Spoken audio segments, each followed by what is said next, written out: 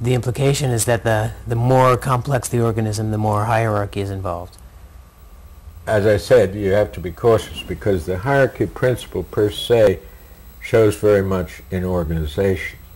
And I'd like to say about organization that it is not so much control or not entirely control as it is delegation of freedoms.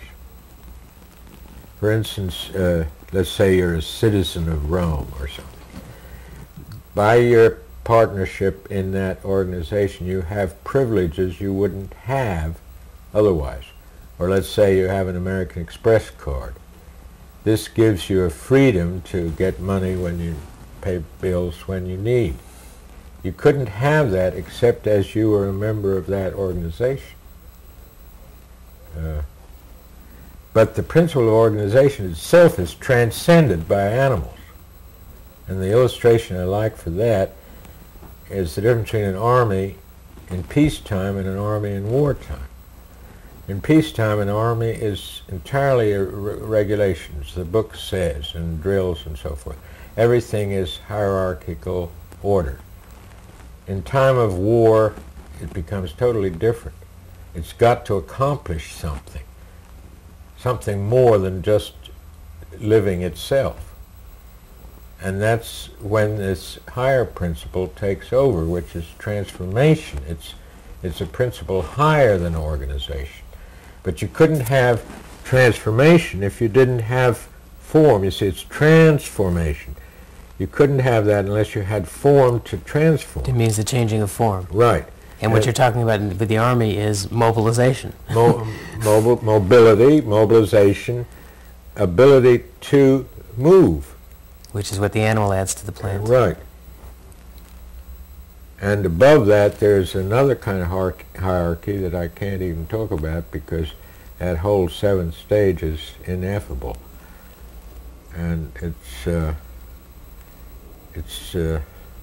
well, what can I say? It's a hierarchy of photons that go from infinite energy and zero time to zero energy and infinite time.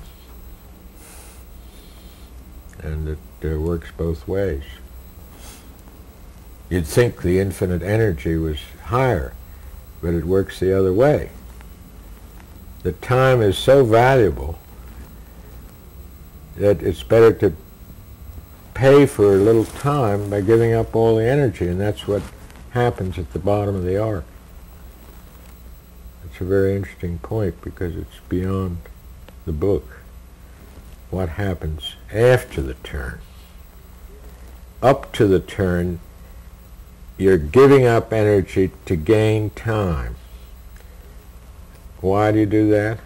Because it takes longer time to have control.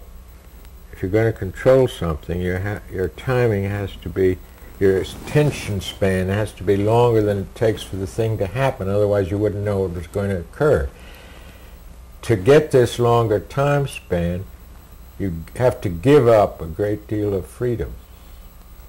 But once you could control it, you don't care. Oh, excuse me, I should have said give up energy.